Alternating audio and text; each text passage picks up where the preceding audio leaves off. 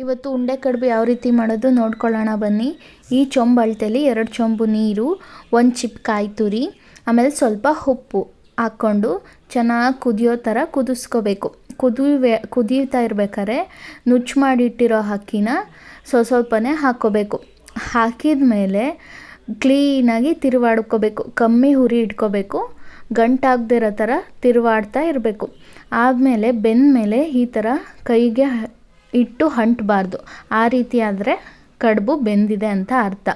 ಅದು ಬೆಂದಿರೋ ಹಿಟ್ಟನ್ನು ನಿಧಾನಕ್ಕೆ ಬಿಸಿ ಇರುತ್ತೆ, ಸ್ವಲ್ಪ ನೀರಿನ ಕೈ ಎತ್ಕೊಂಡು ನಮಗೆ ಯಾವ ಶೇಪ್ ಬೇಕು ಆ ಶೇಪಲ್ಲಿ ಉಂಡೆ ಮಾಡ್ಕೊಳ್ಳೋದು.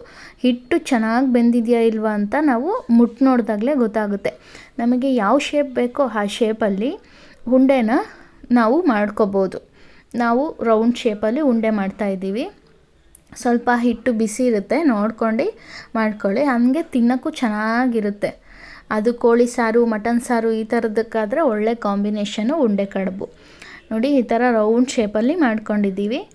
ಅದೇ ಥರ ಒಂದೊಂದೇ ಉಂಡೆನ ಮಾಡ್ಕೋತಾ ಇರಬೇಕು. ಈ ಕಡುಬು ಮಾಡೋದು ಸ್ವಲ್ಪ ಕಷ್ಟ, ಆದರೆ ತಿನ್ನೋಕ್ಕೆ ತುಂಬ ಚೆನ್ನಾಗಿರುತ್ತೆ. ಹಾಗಾಗಿ ನೀವು ಮಾಡ್ಕೊಳ್ಳಿ. ತುಂಬ ಈಸಿ ಮೆಥಡಲ್ಲಿ ಕಡುಬು ಮಾಡ್ಬೋದು. ಈ ಥರ ಉಂಡೆಗಳು ಮಾಡ್ಕೊಂಡ್ಮೇಲೆ ಒಂದು ಕಡುಬಿನ ತಪ್ಪಲೆಯಲ್ಲಿ ಅರ್ಧ ನೀರು ಇಟ್ಬಿಟ್ಟು ಮುಚ್ಚಳ ಪ್ಲೇಟ್ನ ಕೂರಿಸೋಣ. ಪ್ಲೇಟ್ ಕೂರಿಸಿದ ಮೇಲೆ ನಾವು ಈ ಥರ ಉಂಡೆ ಕಟ್ಕೊಂಡಿದ್ದೀವಲ್ಲ, ಉಂಡೆನ ಒಂದೊಂದಾಗೇ ಕಡುಬಿನ ತಪ್ಪಲೆ ಒಳಗೆ ಹಿಡ್ಕೊಳ್ತಾ ಬರಬೇಕು.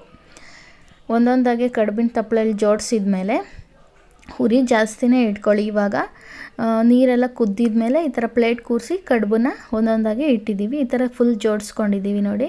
ಆಮೇಲೆ ಕಡುಬಿನ ತಪ್ಪಲೆ ಮುಚ್ಚಳ ಹಾಕಿ 20 ನಿಮಿಷ ತಗೊಳುತ್ತೆ ಕಡುಬು ಬೇಯೋಕ್ಕೆ. ನೋಡಿ, ಮುಚ್ಚಳ ತೆಗ್ದಿದ್ದೀವಿ. ಈ ಥರ ಕಡುಬು ಬೆಂದಿದೆ ನೋಡಿ. ಕಡುಬು ಚೆನ್ನಾಗಿ ಬೆಂದಿದೆ. ಈ ಥರ ಹುಡಿ ಆಗಬೇಕು. ಕಡುಬು ಬೆಂದಿದೆ. ಇದೇ ಥರ ಹೆಚ್ಚು ವಿಡಿಯೋ ಬೇಕಾದರೆ ನಮ್ಮ ಚಾನಲ್ನ ಸಬ್ಸ್ಕ್ರೈಬ್ ಮಾಡಿ, ಬೆಲ್ ಐಕಾನ್ ಬಟನ್ನ ಕ್ಲಿಕ್ ಮಾಡಿ, ಲೈಕ್ ಮಾಡಿ, ಶೇರ್ ಮಾಡಿ. ಧನ್ಯವಾದಗಳು.